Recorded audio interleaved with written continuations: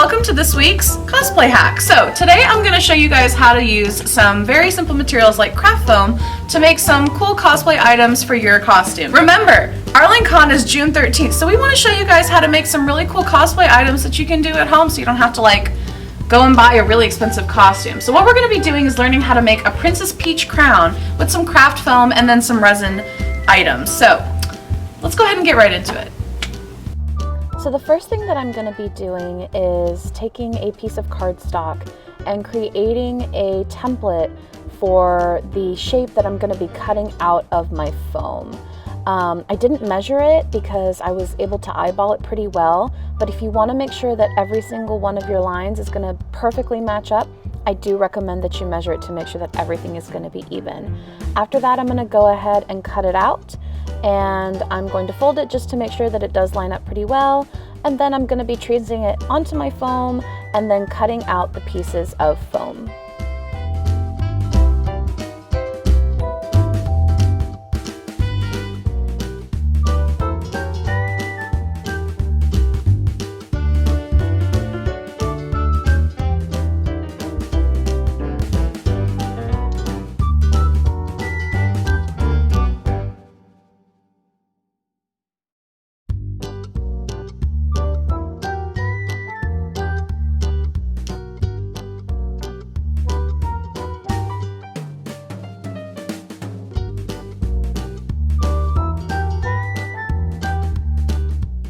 So once you've got all your pieces of foam cut out, you're going to want to go ahead and make sure that they're going to line up well, side by side.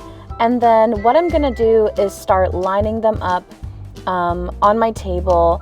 And I've actually cut out a few pieces of rectangular foam because I'm going to be using that as support for the crown. So I'm going to put a little bit of glue on the edge between two pieces, and then I'm going to use that piece of structural rectangular foam and glue that over the seam of the two pieces of foam, and this will help to make sure that the crown is sturdy and doesn't just flop apart super easy.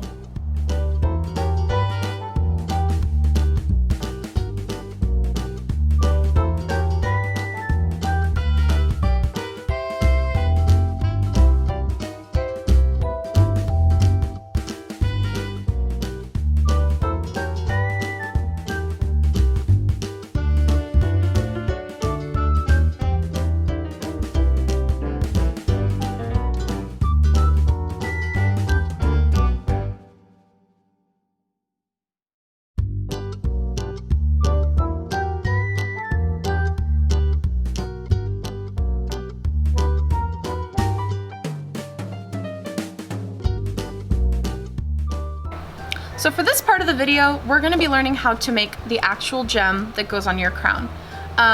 We're going to be using UV resin, a silicone mold, and a UV light. You can use a nail light like this one. It's got, well, it had two, I broke one, but it's got these little legs that help to stay up. So it's going to be kind of helpful so you don't have to hold it there. But they also sell UV flashlights for pretty cheap on Amazon, etc. Now, when you're using UV resin, depending on the brand that you're using, it can have a smell, and UV light can be irritating to your eyes. So what I do recommend is using some form of eye protection. These are actually blue light blocking glasses, just like the kinds that you use for your computer, but UV light is essentially just blue light, right? So I find that it's very helpful when I'm doing these crafts to have something like this to protect my eyes because I'm very light sensitive. I also recommend that you wear a mask because the fumes from the resin can be very noxious, and please make sure that you're working in a well ventilated area. Outside is always best. This resin has a low odor, but in general it's best to wear a mask. So I'm gonna go ahead and suit up. Depending on the type of resin that you're using, under a UV light, the cook time will be different. So for example, this UV resin that I get from a subscription box called Sophie and Toffee cures 2 to 10 minutes under UV light, depending on how thick the material or the item that you're making is. Now this is a pretty thick little gem, so I'm gonna leave it under there for about 5 minutes. But you can also cure UV resin under direct sunlight. It just takes 10 to 30 minutes. So keep that in mind too. If you really want to do UV resin crafting and you don't have the patience to work with 2-part epoxy resin like I don't, but you want to use UV resin but you don't have a UV light, you can make your mold, set it up, and then take it outside and let it sit.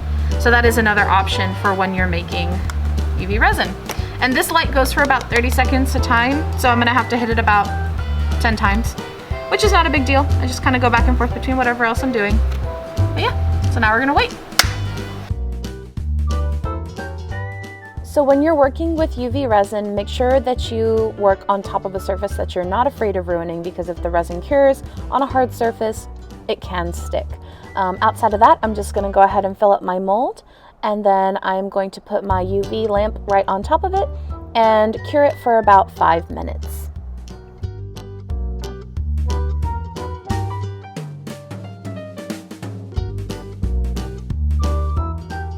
So at this point, I had made all of my gems and actually tested one of them to make sure that they would sit on the crown well with a little set of foam. So at this point, I'm going to be painting the back of my gems. I'm going to be using acrylic paints, and I'm just going to do about 2 coats of acrylic paint with a little bit of sparkles on the back of each gem. And I'm going to paint a coat of this. It's going to take a couple coats because paint is not as opaque as I would like it to be.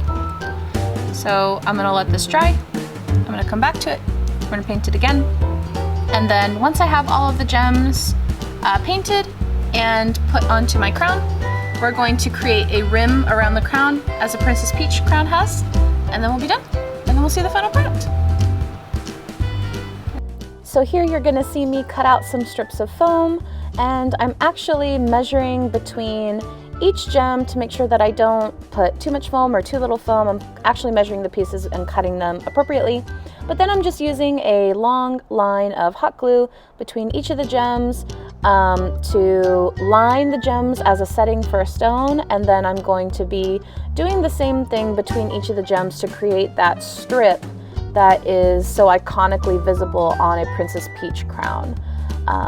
After that, we will be done. Yay!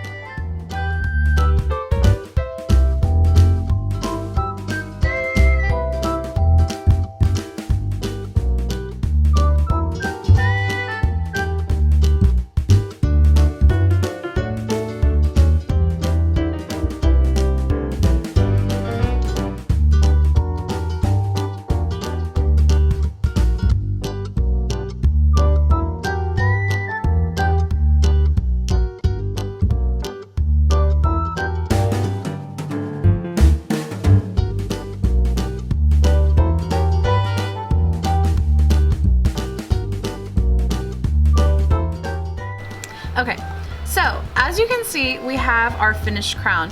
What I've done is I've glued on all of the gems. I have gone ahead and put the setting with a little piece of foam around each one of them, and then I just went ahead and cut one long strip down this long piece of foam, and then I would measure it just as I was going and then use hot glue to glue each down. It's actually quite sturdy. I was worried that it would be floppy from the weight of the gems and the glue, but it is not at all. It's very well made and crafted, and it holds well together. And as you can see, it's an adorable Princess Peach crown. So if you're gonna wear this with a wig, what I would recommend is poking 2 little holes, maybe down here at the edge, and then you can take your wig and just sew a small piece of thread onto each side of the crown so that it stays on, or you can use bobby pins as well. I recommend sewing though, that way you don't mess up the integrity of the foam as much. But that is it. This is how you can make a Princess Peach crown for your cosplay using very easy materials such as foam, hot glue, and a lot of resin and paint. I hope you guys enjoyed this video and found it helpful. I hope that you guys will do something similar. If you make something like this, please show us, tag us in a picture, and remember to tag social media, Arlingcon, on all of your pictures and videos. We can't wait to see you there. Bye guys.